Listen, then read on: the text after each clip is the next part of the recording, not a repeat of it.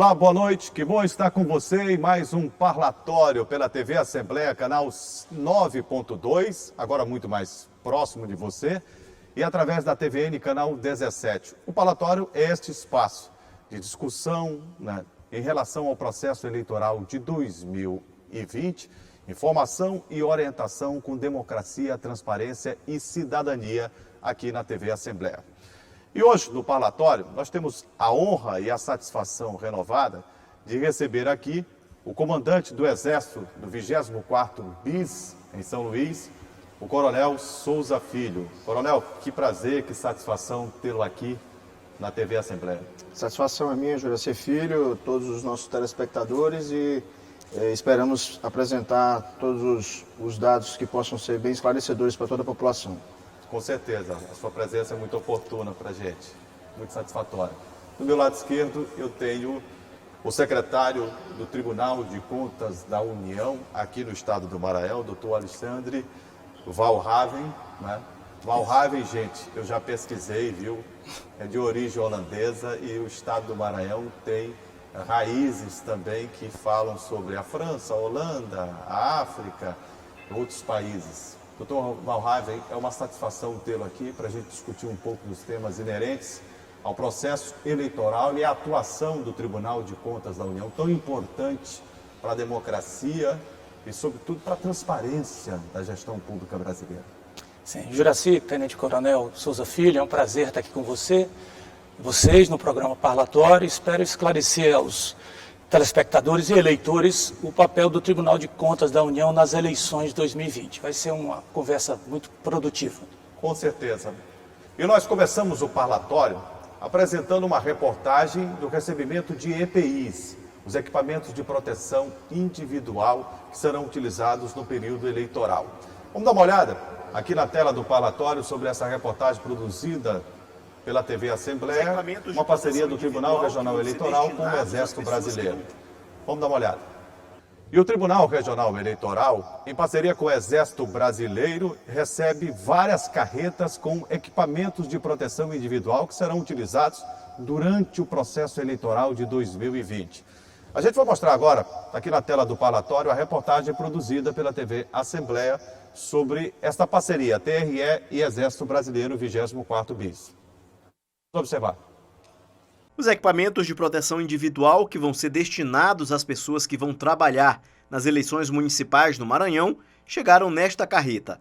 Ela é a primeira carreta a ser descarregada com máscaras, protetores faciais, luvas e álcool em gel. Mais 5 carretas ainda vão chegar ao estado com equipamentos de proteção individual que vão ser utilizados nos 2 turnos das eleições. Os produtos foram armazenados no 24º Batalhão de Caçadores no João Paulo, em São Luís, e devem ser distribuídos às vésperas das eleições municipais de 2020. Comandante Souza Filho, como é que tem sido esta parceria do Tribunal Regional Eleitoral, como a gente observou na reportagem do Ismael Gama, com o Exército Brasileiro? Tradicionalmente, em todo o período eleitoral, as Forças Armadas são empregadas nas operações de garantia da apuração e votação. Então, desde o mês de julho, nós já procuramos o desembargador Tairone, o presidente do Tribunal Regional Eleitoral, e o seu staff, para tratarmos sobre o período eleitoral, que é um período bem conturbado aqui no Maranhão, nesse período, que é o período das eleições municipais. Então, a gente já procurou antecipar-se ao máximo nos planejamentos, né? Para verificarmos os municípios que iriam solicitar a presença das tropas federais para reforçar a segurança e também para podermos subsidiar os nossos planejamentos. Nesse caso específico, a gente observou aqui uma carreta chegando. Serão 6 carretas, né?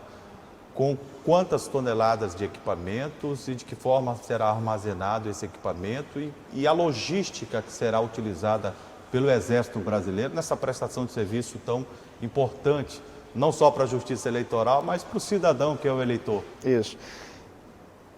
Como eu disse, nós nos antecipamos nas tratativas com o TRE e surgiu essa situação porque esse ano é um ano bem peculiar, um ano atípico, né? Porque a sociedade mundial foi acometida aí pela situação da pandemia do novo coronavírus. E assim como todas as instituições tiveram que se adaptar, assim também houve uma necessidade de adaptação para o processo eleitoral, para garantir ao cidadão a segurança no seu exercício de cidadania do voto. E o Tribunal Regional Eleitoral, então, ele se programou, através do TSE, para receber equipamentos de proteção individual e pediu um auxílio por parte das Forças Armadas, particularmente aqui o Exército Brasileiro, para o armazenamento dos EPIs que vão ser distribuídos para todas as 105 zonas eleitorais do Estado. Isso de todo o Maranhão. De todo o Maranhão. E das zonas eleitorais, o TRE distribui para os locais de votação. Nós prontamente atendemos, obviamente com o aval do nosso escalão superior, e devidamente autorizado, nós estamos recebendo, como você bem falou, 6 carretas contendo máscaras, álcool em gel, viseiras de proteção e outros equipamentos que vão permitir a segurança não só daqueles que vão trabalhar apoiando o processo eleitoral, como também daqueles que vão exercer o seu direito de cidadania. Muito bem. Doutor Alexandre Valraven, a gente sabe que a política e o processo eleitoral, ele decorre de vários critérios, de regras que devem ser cumpridas de uma legislação vigente, a legislação eleitoral. Recentemente nós vimos uma lista que foi entregue inclusive pelo presidente do Tribunal de Contas da União ao ministro Barroso, presidente do Tribunal Superior Eleitoral, contendo diversos nomes em situação de irregularidade. Aqui no Maranhão foram aproximadamente 700. Essa lista, qual é o trâmite dela, para que a gente possa entender bem? Houve o ato de entrega ao TSE e o TSE a partir daí, né? O Tribunal de Contas, que interação tem neste processo que visa combater a corrupção no país? A lista de contas julgadas irregulares, ela é consequência de todo um processo administrativo anterior, um processo operacional e administrativo. Todos aqueles que recebem recursos públicos, sejam federais, estaduais ou municipais, têm que prestar conta desse recurso. É um mandamento legal e está previsto que quem utiliza, administra e recebe recursos federais tem que prestar conta ao Tribunal de Contas da União. O Tribunal de Contas da União julga isso num processo de controle externo, é gerado um acórdão, e se essas contas poderão ser julgadas regulares, regulares com ressalva ou irregulares. No caso de contas julgadas... Nesses 3 processos, o senhor falou regulares, irregulares, irregulares com ressalvas. O único critério em que não pode ser, no caso o candidato, ter a elegibilidade é quando ela é irregular. Com ressalva, ela também pode ter esse critério avaliativo ou não? A inelegibilidade é uma decorrência da inclusão de contas regulares. Nem todos os gestores que têm suas contas irregulares são inelegíveis. Cabe ao Tribunal de Contas, de posse do julgamento de contas irregulares, registrar o nome do gestor, do responsável no CAD-REG, que é um cadastro de contas irregulares, e até o dia 15 de agosto de cada ano eleitoral, o TCU entrega à Justiça Eleitoral o nome das pessoas que tiveram contas julgadas irregulares com implicação eleitoral. Ou seja, todos aqueles que tiveram suas contas julgadas irregulares desde 8 anos anteriores à data da eleição. No caso de 2020, 15 de novembro de 2012. Quem está com conta julgada irregular desse período até o dia da eleição, ele, em tese, poderá ficar inelegível. Em tese, por quê? Porque compete à Justiça Eleitoral, de posse da lista fornecida pelo Tribunal de Contas da União e a lista de contas julgadas irregulares fornecida pelos TCS, Tribunais de Contas Estaduais, ele julgar quem vai ser inelegível de acordo com os preceitos legais. Isso suscita a lei da ficha limpa, né? Sim. Muitos chamam de ficha suja, né? Sim, é um dos mandamentos, mas a inelegibilidade ela é uma prerrogativa da Justiça Eleitoral. Nesse caso, cabe o candidato recorrer? Sim, os candidatos, candidatos ou responsáveis, na realidade, que estão dentro do cadastro de contas irregulares, ele pode sair dali ou pode entrar. Essa lista ela vai variar desde a data da entrega até o final do ano, ninguém quer entrar. Então, por exemplo, uma pessoa que esteja inscrita no CAD-REG, mas entre com recurso no TCU com efeito suspensivo, até que ele seja julgado, ele é retirado da lista. Se for julgado e ele continuar condenado, tiver contas irregulares, ele volta para a lista. Também, se o candidato ou o responsável entrar com ação judicial no Poder Judiciário, pedindo que aquele acórdão do TCU seja suspenso. Também o nome dele poderá sair. Se aquela decisão for julgada no mérito antes da eleição e ele continuar como um julgado com conta irregular, ele volta para a lista. Então a lista varia, ela estava 658 pessoas com contas julgadas irregulares aqui no Maranhão, no TCU, na lista do TCU. Hoje são 656. Foram quase 8.000 pessoas inscritas no cadastro de contas regulares no Brasil inteiro pelo TCU. No TCE, foram 1.350 CPFs que constam da lista entregue à Justiça Eleitoral. A gente vai já falar mais sobre essa questão dessa lista. Comandante Souza Filho, 98 municípios do Maranhão terão forças, né, nacionais, tropas federais atuando. Municípios que apresentam geralmente um histórico de problemas. O senhor falou ainda há pouco, inclusive, a situação de alguns problemas que o Exército vai dar uma contribuição a mais. Como é que funciona essa questão da tropa federal atuar nos municípios? O senhor falou de um planejamento que já existe. O pedido já foi solicitado, já foi aceito, liberado. Nós estamos há poucos dias do processo eleitoral. Tem gente que diz, mas está faltando muito. Não, está faltando pouco, é 15 de novembro, né? Isso. Quer dizer, a gente tem um pouco mais de 45 dias aí para que a coisa possa acontecer. E é uma festa da democracia que este ano, o caráter de festa não pode muito bem ser utilizado. Mas não deixa ser de um ato cívico, democrático e que deve ter a sua transparência no pleito, né? E o Exército é um instrumento garantidor dessa segurança, né? Com certeza. Como você bem falou, 98 municípios apresentaram que o processo funciona através do município se manifestar junto ao TRE dessa necessidade de um reforço da segurança para que possa garantir um ambiente seguro para o exercício da votação. E 98 municípios apresentaram essa demanda para o TRE, que enviou ao TSE. Nós estamos aguardando ainda a definição final do TSE, mas já em conversa com o TRE, tradicionalmente a solicitação local ela geralmente é atendida na sua plenitude. Desses 98 municípios, é importante a população entender que o estado do Maranhão ele possui 2 unidades do Exército Brasileiro, né? O 50 BIS, que fica na cidade de Imperatriz, que tem como área de responsabilidade o sul do estado. E o 24 BIS, né, o 24º Batalhão de Infantaria de Selva, que é o que eu comando aqui na capital maranhense, é responsável pela região centro-norte do estado. Então, desses 98 municípios, 80 estão na minha área de responsabilidade. Essa área de responsabilidade, 80 municípios, é muito para o meu efetivo, que são cerca de 700 militares. Então, há uma necessidade de planejamento, porque há uma necessidade também já tradicional de um reforço de tropas vindo de outros estados, né? Basicamente as unidades que fazem parte da brigada da qual eu sou subordinado, que é a 22ª Brigada de Infantaria de Selva, fica sediada em Macapá.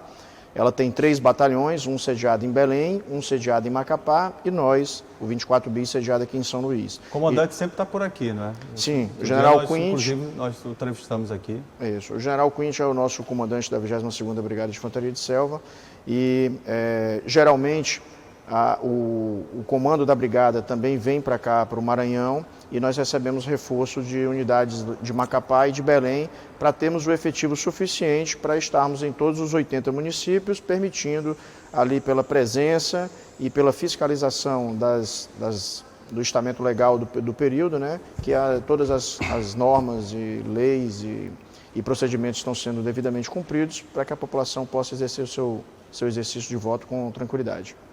Doutor Alexandre, a população, né, o eleitor, aquele que tem compromisso com a democracia, o voto no Brasil ele é obrigatório, mas a gente observa, principalmente em algumas regiões do país, que mesmo não sendo obrigatório, muita gente, né, se vê no direito e no dever, e eu acho interessante, de prestar a sua contribuição elegendo o seu candidato da sua preferência.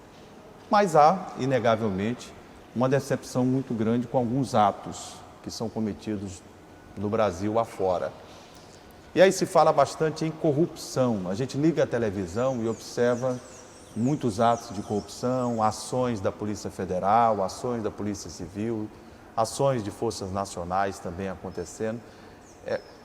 Como é que funciona esse trabalho do TCU em relação à corrupção, ao combate, para que esta corrupção não mate como as guerras, por exemplo, que acontecem no mundo inteiro, acabam tirando vida de pessoas. Um estudioso, inclusive, eu vi na Folha de São Paulo, ele fez um paralelo muito interessante, viu, comandante Souza Filho, doutor Alexandre.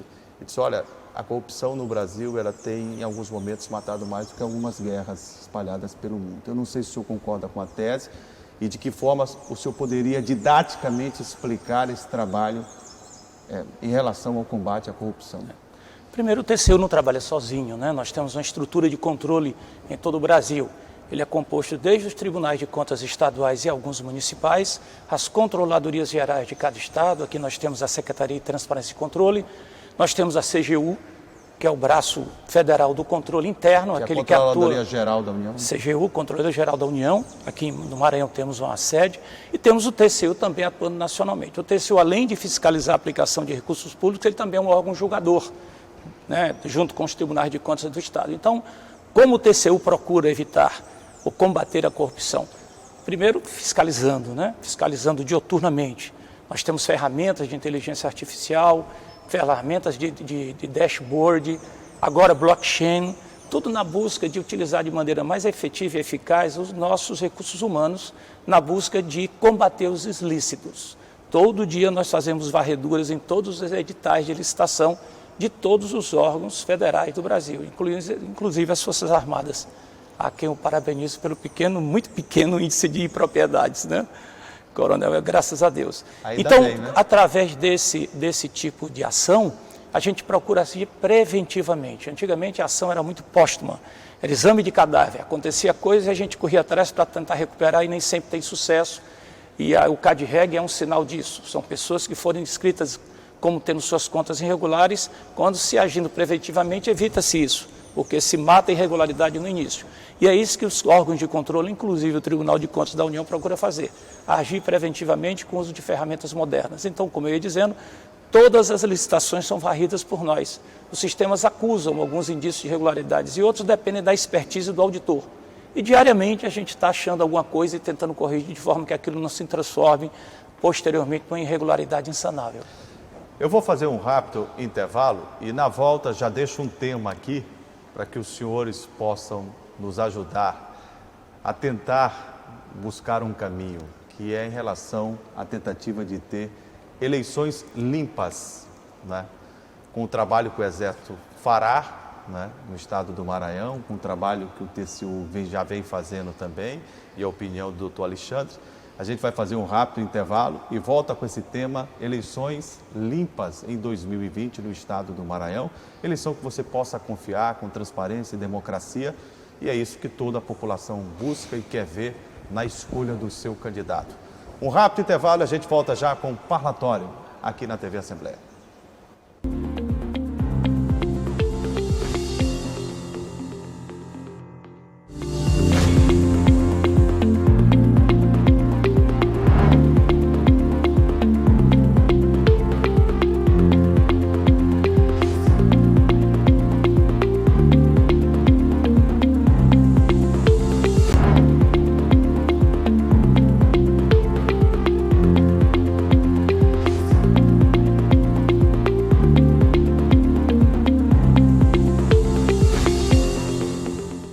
Já estamos de volta com o Parlatório aqui na TV Assembleia e olha, é sempre muito bom estar com você. Eu fui para o intervalo e deixei um tema para que a gente pudesse discutir nesse bloco aqui sobre a necessidade de se ter eleições limpas, né? O seu voto deve aparecer na urna e deve ser a sua vontade prevalecida em forma de democracia. Democracia é justamente isso, o poder da cidadania.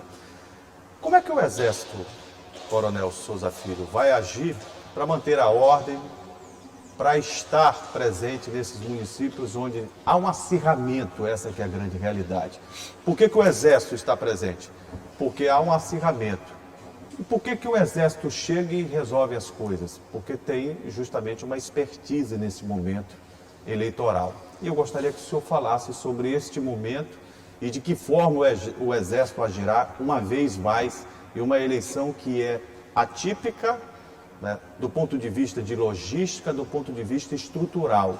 mas a dinâmica eleitoral ela não muda, é a mesma. E talvez o modus operandi de alguns candidatos permaneça. Você sabia disso? Primeiramente, é importante a gente deixar bem claro que o Exército Brasileiro, assim como as Forças Armadas, são instituições apartidárias, né? São instituições do governo federal que cumprem com as suas obrigações constitucionais, né? Sua missão constitucional. Dentre elas, tem as operações de garantia da lei e da ordem, e nesse período eleitoral nós atendemos ao chamado dos órgãos responsáveis. No caso, o Tribunal Regional Eleitoral, através do TSE, solicita ao Ministério da Defesa o emprego das Forças Armadas, e é assim que nós somos empregados durante esse período eleitoral. Eu acho que também a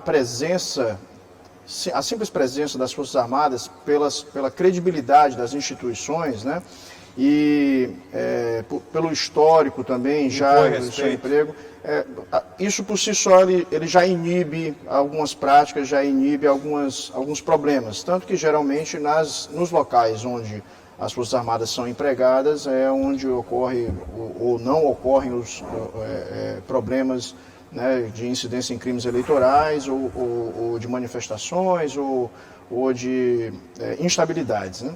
A gente sabe que é mais tranquilo, Coronel Souza Filho, onde as Forças Armadas estão. Mas, mesmo assim, acontece algum incidente, o que o senhor poderia, numa passagem rápida, abordar, que já foi visto? Tem eleições passadas acontecer e que o Exército teve que agir, por exemplo. Geralmente, há uma preparação, importante destacar que há uma preparação prévia dos militares que estão sendo empregados, inclusive com instruções por parte... Treinamento. Há um treinamento, a preparação, inclusive, na parte técnica, por parte de técnicos do Tribunal Regional Eleitoral, para passar todo o conhecimento para o nosso pessoal. Mas geralmente há alguns flagrantes relacionados ali à boca de urna, distribuição de santinhos, geralmente no período eleitoral há o estabelecimento de lei seca e alguns cidadãos insistem em querer desobedecer. Então, de uma maneira geral, incide em cima desse tipo de crimes eleitorais, né, ou de ocorrências. Nesse caso, a ação do Exército ela é incisiva ou ela é educativa? Depende muito da evolução da situação, mas de uma maneira geral ela inicia com um caráter educativo e havendo uma evolução da situação ela pode vir a ser incisiva, mas obviamente com a condução para as autoridades policiais competentes. O senhor falou ainda há pouco do emprego de um reforço, né, dado o contingente que o senhor tem aqui no 24º Batalhão de Infantaria de Selva. O senhor já sabe que reforço receberá, quantos homens virão e de que estados nós receberemos esse contingente militar? Como eu já disse, a gente deve receber o reforço do Amapá e do Pará, né? Basicamente das nossas unidades da Brigada que são sediadas nas capitais. O 2º BIS em Belém e o 34 BIS que fica sediado na cidade de Macapá. E o comando da Brigada que deve ser estabelecido aqui para conduzir as atividades. O efetivo ele vai depender da definição dos locais de votação. Na eleição passada, foram 72 municípios solicitados, né, na eleição para governador, né, e para presidente. Nesse processo eleitoral agora de 2020... Foram eleições gerais, agora cresceu para as eleições municipais, né, que é prefeito e vereador. Ontem nós recebemos as informações, nós tínhamos solicitado ao TRE as informações mais precisas de cada município que solicitou a presença das tropas federais, basicamente agora com as informações mais detalhadas dos números de locais de votação. Com base nisso é que nós definiremos o efetivo que vai ser empregado com a necessidade de reforço que precisa vir para o Estado. Com todo o planejamento. Isso. Doutor Alexandre, o assunto são eleições limpas e a gente estava falando da questão da segurança e eu vou abordar com o senhor um fato que me chama a atenção em relação ao comportamento de candidatos no Maranhão e no Brasil. A gente faz análise específica e faz análise macro de todo o território nacional. Eu, por exemplo, não vejo os candidatos falando como vão combater a corrupção. Porque a corrupção é algo que está impregnado na administração pública do Brasil e do mundo. A gente vê países nórdicos, por exemplo, onde há uma diminuição em relação à questão da corrupção, mas mesmo lá tem a corrupção. A gente vê países onde se avançaram alguns mecanismos de controle, mas mesmo assim há a corrupção. Então, é algo em alguns países endêmicos e em outros acaba sendo incipiente, mas acontece também. Não seria de bom ouvir que esse tema fosse discutido também num momento de processo eleitoral como este, que se busca ter um cenário diferente da política, que é tão criticada em momentos como esse, e que, claro, alguns chegam a dizer, eu não gosto de política. Você não gosta, mas você vai ser governado por quem gosta de política e de quem está fazendo a política. Como é que o senhor vê esse cenário? Eu acredito que transparência e combate à corrupção devem ser duas bandeiras que os candidatos deveriam estar balançando com muita veemência, né? O senhor vê isso também? Eu também noto, acho que todo cidadão nota que não há candidatos com propostas nesse sentido. Acredito que deverão surgir, principalmente depois dessa nossa conversa aqui. Eu acho que é de bom tom. Já pega um feeling, né? A transparência está disciplinada na Lei de Acesso à Informação. Todos os municípios têm que ter um portal com linguagem clara, onde todas as compras, aquisições e processos estejam contidos. Mas muitos não têm, né, doutor? Não tem. O TCE está julgando, o Tribunal de Contas do Estado julga direto prefeituras que estão sem o portal da transparência completo. Há processos, representações, e eles são estados a regularizar. O TCU também examina as unidades federais sob o critério da transparência, de acordo com a lei, e elas são advertidas ou orientadas a melhorar a transparência quando necessário. Eu acho que o candidato que consegue colocar uma boa proposta de que vai trabalhar pelo máximo de transparência e pelo combate organizado à corrupção, não basta a expressão combater a corrupção, ela não tem sentido se ela não for cercada de um projeto prévio de governança, por exemplo, todos os municípios deveriam ter uma controladoria, controle interno, que objetivasse o quê? Ajudar o prefeito a tomar suas decisões, ajudar a Câmara de Vereadores a fiscalizar melhor os recursos públicos. Isso não existe, mas se são tivesse pouquíssimos. autonomia, não adianta você criar, se o senhor me permite, uma secretaria ou um órgão com essa função de fiscalizar, se ela não tiver autonomia para fiscalizar o gestor, que é geralmente o chefe dele, né?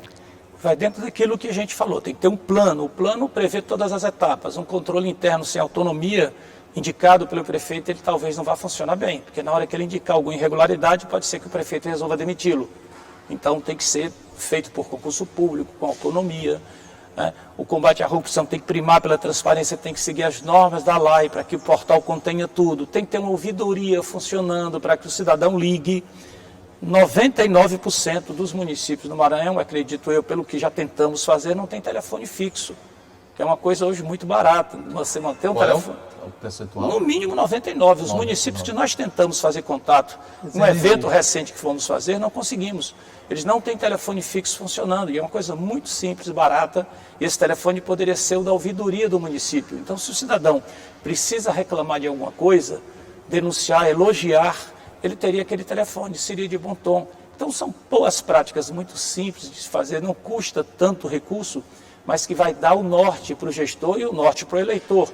Ele vai notar que aquele gestor que está adotando aquelas cautelas, ele pretende aplicar o meu, o seu, o nosso dinheiro vindo dos impostos de maneira correta, adequada, com eficiência. Doutor Alexandre Valraven, o senhor entende que é tão importante se debater do aspecto político partidário a corrupção, quando se debate a educação, a saúde, porque a corrupção, ela tem causado danos, às vezes irreversíveis, até um estado e município. O estado do Rio de Janeiro atravessa uma das piores situações que a República já viu. E isso pode ter outras ramificações em outros estados também. A gente já tem ações, inclusive, da Polícia Federal em Santa Catarina, no Pará, em outros estados, que a gente vê acontecer. Só acho que deveria se chegar a esse ponto, essa bandeira mesmo de discussão em relação à corrupção? Sim, eu entendo que sim, porque nós temos escândalos há quantos anos no Brasil? Acho que todos nós estamos cansados de ver nos telejornais o que está acontecendo. Lava Jato, escândalo disso, desvio daquilo, prisão de governador, várias condições que tornam o cidadão até cansado e desestimulado a combater a corrupção. E nós achamos o contrário, que o ideal é que nós criemos coragem, tenhamos ímpeto de combater a corrupção, exigindo do nosso candidato que ele apresente um plano para combater aquilo. E principalmente depois que isso acontecer, o candidato for eleito, nós saibamos como reivindicar dele a aplicação daquele plano. Muitos cidadãos não sabem ou não prestaram atenção, mas o principal órgão de fiscalização na União, no Estado e no município são as câmaras legislativas. O Congresso Nacional tem o dever constitucional de fiscalizar a aplicação dos recursos públicos e utiliza o TCU como uma ferramenta técnica, um braço técnico para essa fiscalização. As Assembleias Legislativas, os deputados têm a obrigação constitucional de fiscalizar a aplicação dos recursos e tem o TCE como ferramenta. O mesmo município. O município ainda é muito mais fácil de reivindicar, desde que o cidadão adote esse papel. São os vereadores que têm a obrigação constitucional de fiscalizar a aplicação dos recursos públicos, como é que o executivo aplica os recursos. E ainda mais nós temos em cada comarca um promotor, que também é um defensor da legalidade e que o cidadão pode recorrer no caso de detectar irregularidades sendo praticadas. E neste caso, a atuação precípua tem que acontecer, né? De todos esses entes, de todas essas instituições. Né? Sim, princípio e preventiva, né? Sempre vendo, o cidadão está ali, é por isso que nós vamos falar depois, acredito, sobre a rede de controle. A gente estimula o controle social, o cidadão mora no município, ele aprendendo o mínimo de como fiscalizar e principalmente como denunciar, ele vai ajudar o controle aos tribunais de contas a fiscalizar melhor. Agora, nós vivemos numa pandemia, a pandemia não passou, né? O vírus continua circulando. E eu queria saber do comandante, o coronel Souza Filho, como é que o Exército Brasileiro tem agido neste momento, né, de processo eleitoral, mas sobretudo de atividades relacionadas à educação, à conscientização, porque as Forças Armadas estarão nos municípios nesse momento eleitoral. E levará também essa mensagem de conscientização em relação à pandemia do novo coronavírus, que eu repito, não passou. Nós estamos vivendo uma estabilidade, em alguns momentos cresce o número, cai, o Maranhão aparece lá no azul, depois vem instabilidade, e a gente precisa manter a vigilância, usando máscara, né? Usando álcool gel, lavando bem as mãos com água e sabão, mantendo o distanciamento social, embora a gente tenha visto muita gente aí aglomerando, e não é possível, né? A gente não pode aceitar esse tipo de conduta. Isso. Como você bem falou, o Exército Brasileiro, as três Forças Armadas, na verdade, elas vêm sendo empregadas desde o início dessa pandemia, né? Desde março, o Ministério da Defesa estabeleceu 10 comandos conjuntos espalhados pelo Brasil.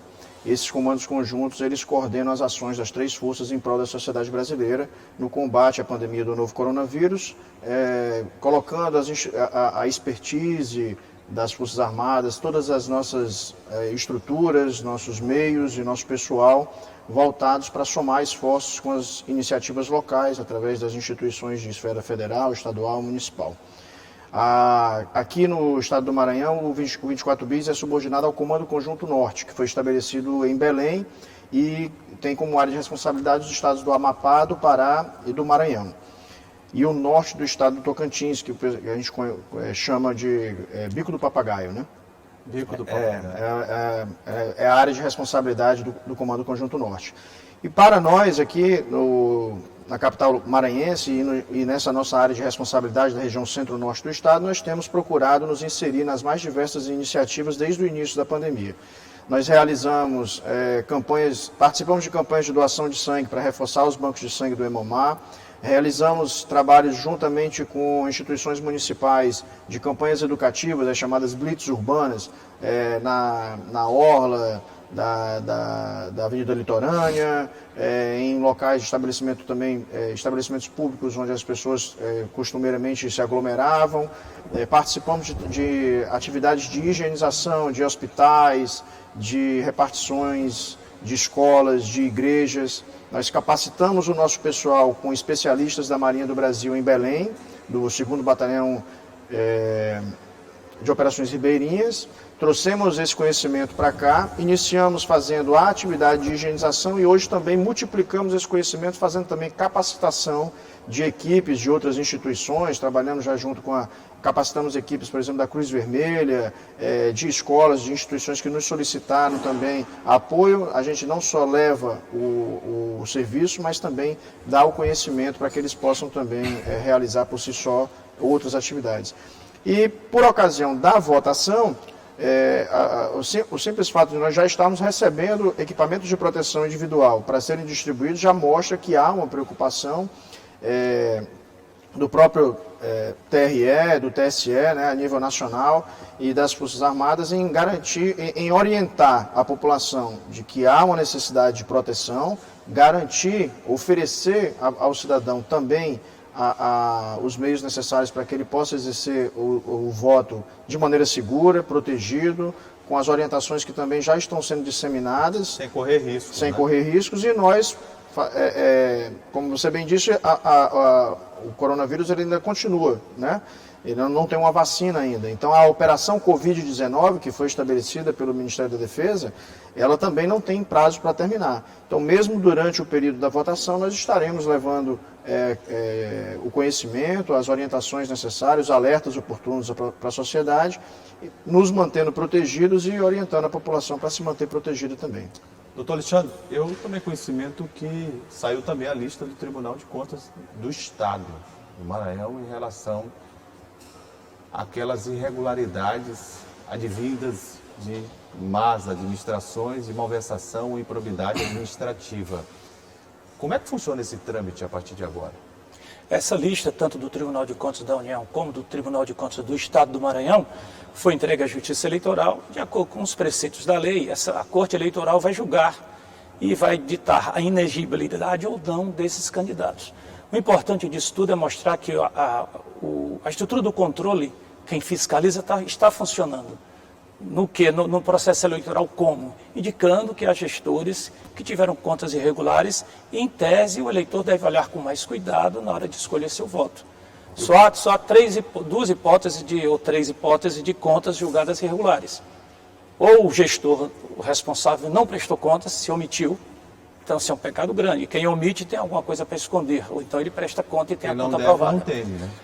Ou ele superfaturou uma compra ou desviou seu recurso e a conta é julgada irregular. Fora isso, ela é julgada regular ou regular com ressalva. Então, esses indivíduos, até um segundo momento, se não houver um recurso e é dado ampla defesa no âmbito do processo no Tribunal de Contas da União, são vários recursos até que aquele acórdão transite julgado e a culpa fique estabelecida. E só então ele vai para a lista de contas julgadas irregulares que é entregue à Justiça Eleitoral. Tem uma pergunta que eu vou fazer para o senhor daqui a pouco, no último bloco, mas já deixo a pergunta feita agora. Eu sei dos prazos que a legislação, mas muitos não sabem, dá em relação às gestões que já aconteceram. O senhor, inclusive, falou ainda há pouco. Mas por que esta fiscalização ela acontece depois de que o erário foi, entre aspas, visitado de maneira irregular e foi retirado esse recurso?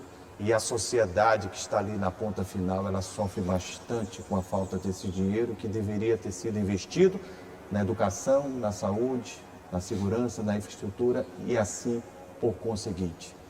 Eu peço a indulgência do senhor para responder daqui a pouco. Peço a indulgência do comandante para a gente ir para um rápido intervalo e eu volto já com o parlatório aqui na TV Assembleia. Eu volto já.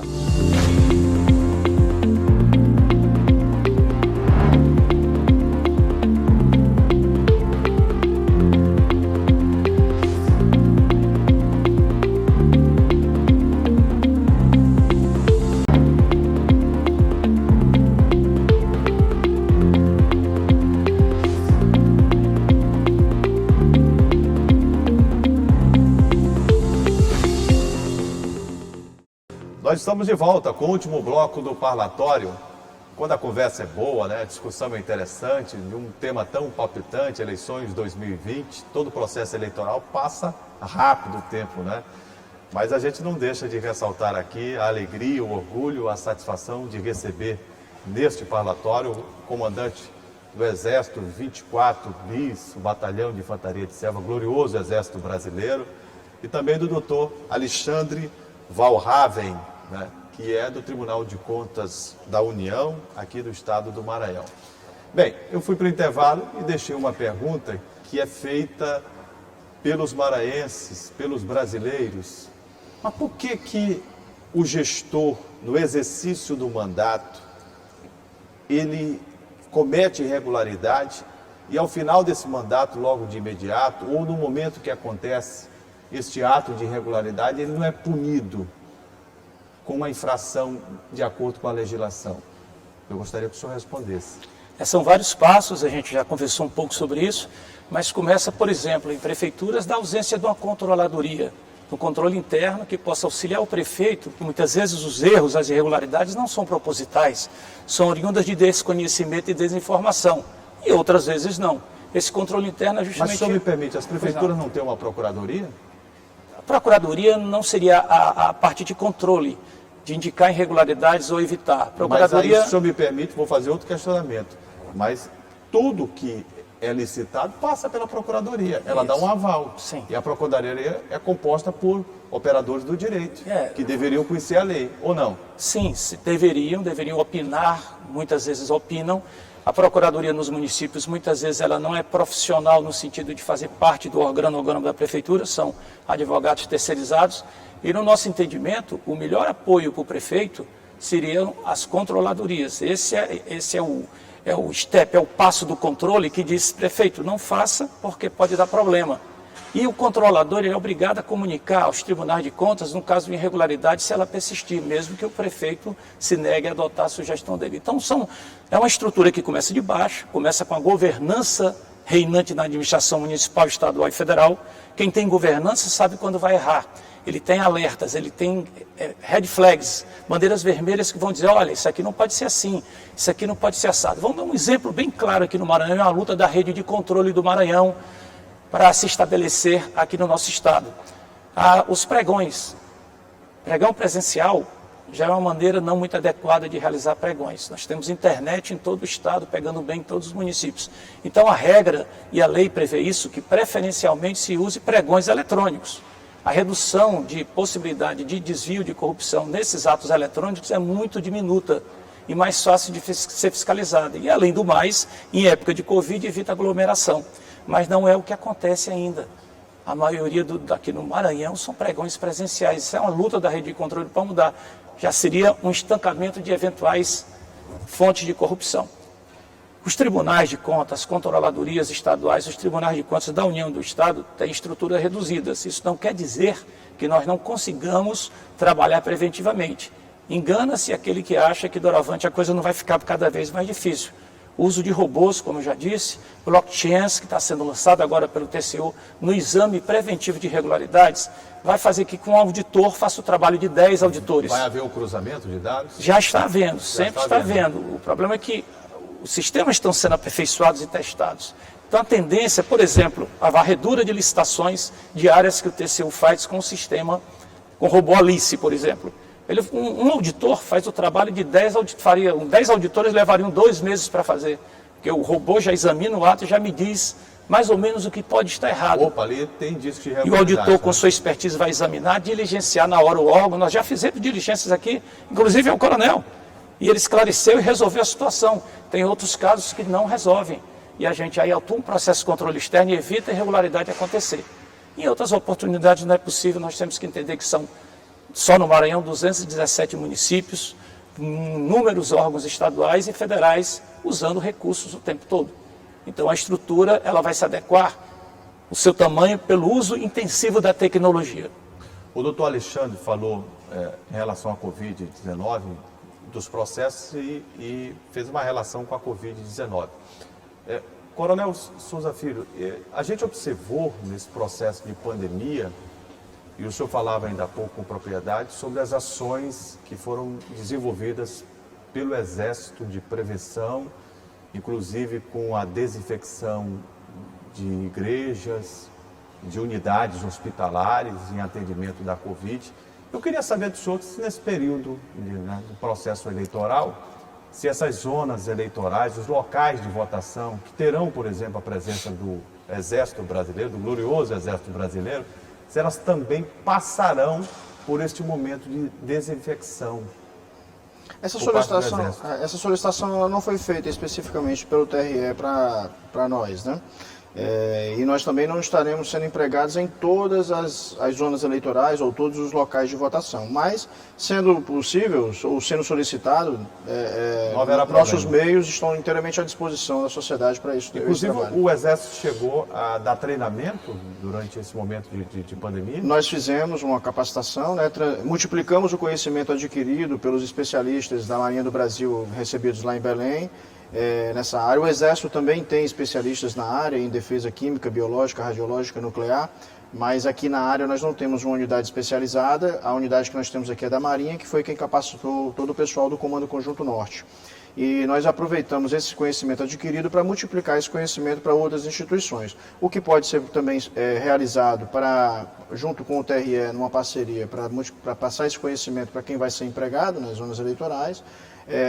E também pode ser utilizado o nosso pessoal também sendo solicitado ou nos locais onde seremos empregados também para fazer essa facilitação. Seria bem interessante, né? Pela expertise que o Exército tem e pelos resultados que foram muito positivos demonstrados, né, de março para cá com a pandemia do novo coronavírus.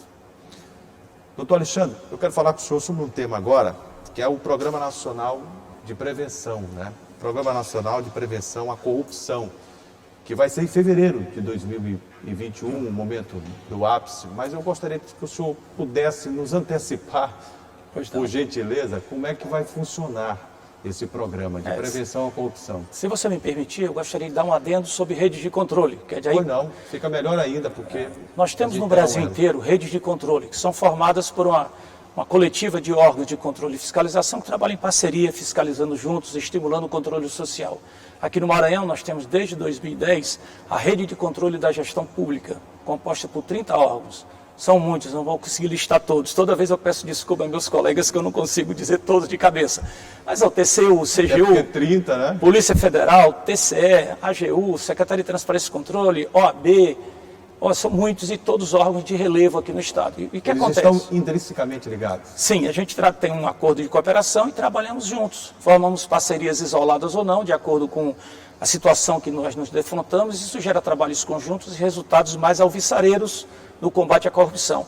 Mas a luta da rede é principalmente disseminar o controle social.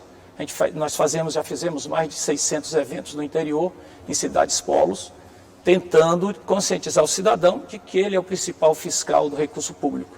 É ele que pode nos ajudar a multiplicar os resultados que o controle tem combatendo a corrupção.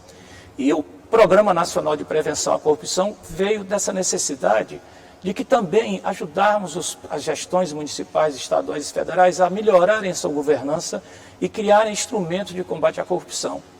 Esse programa vai ser lançado em fevereiro em todo o Brasil, aqui no Maranhão também.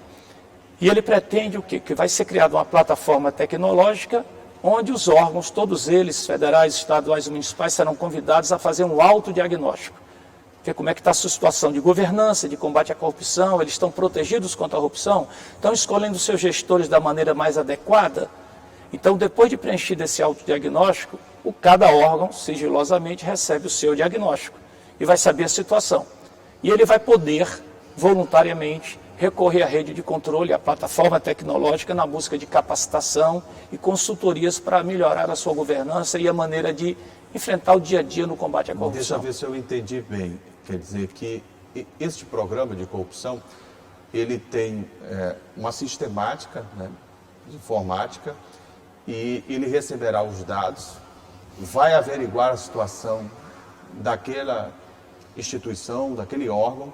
Se tiver irregularidades, aí de forma educativa comunica e vai poder ser feita essa correção, ou ali já vai ser lavrado, por exemplo, uma infração? Não, Juraci, eu não me expliquei bem. Desculpe, telespectadores. Na realidade, esse programa nada tem de fiscalizador, de inquisitório, de busca de irregularidades. É um programa educativo. Certo. O gestor vai fazer seu autodiagnóstico do seu órgão, da sua instituição, vai verificar que lacunas ele apresenta de acordo com as perguntas pré-formuladas e de acordo com o que ele observar no seu órgão. Recebendo o diagnóstico, ele pode recorrer à rede de controle para sanar aqueles pontos que estão com mais lacunas, que precisam ser melhorados. Então é uma espécie de um treinamento, né? Uma espécie de consultoria, uma espécie de treinamento gratuito. Né? Gratuito, educativo. Não tem nada de... Isso é bom a gente sempre frisar. para que os gestores não reajam a mais uma... Não tem, nós não vamos aproveitar esses dados para fiscalizar para nada. É apenas um programa educativo das redes de controle, buscando o quê? Melhorar a governança, melhorar a transparência melhorar a gestão. E tapar os buracos de falhas por onde podem ocorrer atos de corrupção. Baseado nesse contexto, o que acontece, numa visão mais macro da governança e dos erros que são cometidos quando o senhor olha, por exemplo, a prestação de conta, o Tribunal de Contas da União, ou o Tribunal de Contas do Estado. O senhor vê, na maioria dos casos, que há dolo, ação dolosa de fazer o ato, ou há uma incapacidade do gestor por uma falta de ouvidoria, por uma falta de uma procuradoria mais atenta, por falta de instrumentos mais capazes, tecnicamente, de dar aquele suporte ao gestor para que ele não cometa erros. Se o senhor tivesse que traçar aqui um percentual, você disse, olha, 70% eu acho que é isso, 50% eu acho que a metade é por desconhecimento, a outra metade é por talvez esperteza. Sim. É um diagnóstico difícil de fazer. Na realidade, existe muita inexperiência, muita desinformação, muita falta de conhecimento e muita falta de estrutura, principalmente em municípios menores, mais pobres, que foram criados ao arrepio de uma contribuição tributária que permitisse a sua sobrevivência. Mas alguns municípios não querem essa estrutura, porque nem sequer a transparência é demonstrada nos seus sites. Existe... É uma legislação que determina que haja essa transparência, Tem toda razão. Existe também, logicamente, o dolo. Onde existe o ser humano, existe corrupção. Corrupção não se criou agora, vem desde o começo dos tempos, e o que a gente faz é tentar combatê-la e reduzi-la a níveis aceitáveis para que a sociedade continue se desenvolvendo. E esse plano, esse Programa Nacional de Prevenção à Corrupção visa isso. Não visa apontar erros, visa encontrar soluções para que as coisas melhorem. O Maranhão já há anos, repetidos anos, tem o maior número de gestores, de responsáveis com contas julgadas irregulares no TCU. É sempre uma lista com um número muito superior, inclusive a estados como São Paulo. Por que acontece isso? E nós temos que reverter isso como? Com a educação. A educação vai fazer o dolo ser reprimido e vai fazer que o não dolo não aconteça, porque a educação educa. E a educação ensina o cidadão a fiscalizar. E o cidadão fiscalizando na ponta, ajudando ao Tribunal de Contas da União, ao CGU, ao TCU a fiscalizar, o que vai acontecer? Nós vamos ter menor indício de corrupção. Por isso que nós temos que estimular o controle social, a governança e a criação de estrutura dentro das entidades, principalmente municipais, para ajudar a construir um controle mais efetivo da aplicação de recursos públicos. O senhor vai me desculpar, mas eu vou voltar à pergunta. Pois não. Por que nós temos no Maranhão, como o senhor citou ainda há pouco, o maior número entre aqueles gestores que estão com irregularidades? É má fé na administração ou a incompetência de ter órgãos e instrumentos que lhe deem a capacitação necessária para não incorrer no erro? Eu acho que se mescla essas duas qualidades ou defeitos. Primeiro, existe, nós não vamos nos iludir, a gente que quer ganhar. Tem gente que quer ganhar durante a Covid. Nós estamos recebendo recursos emergenciais com dispensa de licitação, onde os órgãos de controle têm pouco tempo para analisar qualquer documento. A dispensa de licitação é para quase todos os casos, então é uma facilidade muito grande. E onde há falta de governança e de transparência, nós não temos transparência completa. Em muitos sites de transparência municipais você não encontra todas as informações. Isso pode dar aso a que o gestor ou aquele envolvido muitas vezes não é o gestor, e por isso que é importante o controle interno nos municípios. Muitas vezes é um assessor, é uma pessoa de baixo escalão que está agindo de má fé, e o prefeito muitas vezes nem sabe. E pode acontecer dele depois ser responsabilizado por conta disso. O Programa Nacional de Prevenção à Corrupção visa isso. Mas a gente precisa saber o que acontece na nossa casa, Sim, é interessante, por isso que é importante aderir ao Programa Nacional de Prevenção à Corrupção. Com certeza. Em um minuto, o tempo passou, o tempo urge. Eu gostaria de ouvir a opinião de cada uma das autoridades aqui presentes. Falando com o coração, o que o senhor acha, Coronel Filho, que vamos ter na eleição em 2020? Qual é a sua vontade nesse ano de 2020, um ano tão atípico? Que mesmo nesse cenário de pandemia do novo coronavírus, o cidadão se sinta seguro, tranquilo para exercer o seu direito ao voto e, como você bem disse, promover esse momento grande da democracia brasileira, sabendo escolher aí os seus governantes. Doutor Alexandre Valraven, o que o seu coração diz, o que o senhor pudesse pedir para que esse Estado, cada um dos nossos municípios, 217, pudesse ter nas eleições de 2020, o senhor falaria através da TV Assembleia? Além de tudo que o meu amigo coronel já falou, muito bem posto, eu rezo, eu oro sempre para que as coisas melhorem aqui no nosso Maranhão. E só vão melhorar com transparência, com controle social.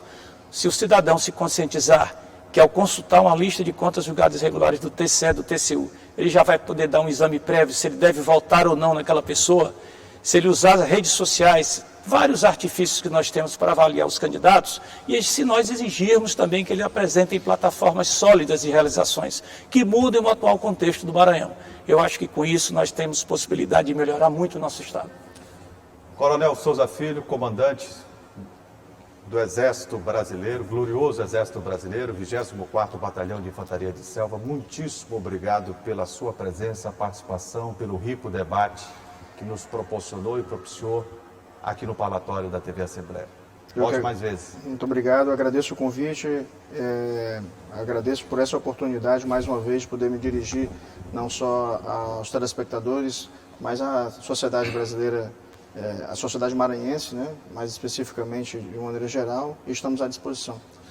Doutor Alexandre Valraven, secretário do Tribunal de Contas da União no Estado do Maranhão. Fiquei muito feliz com a sua presença aqui, uma honra recebê-lo, e que debate qualificado sempre quando a gente tem a oportunidade de receber pessoas do seu naipe, da sua estirpe.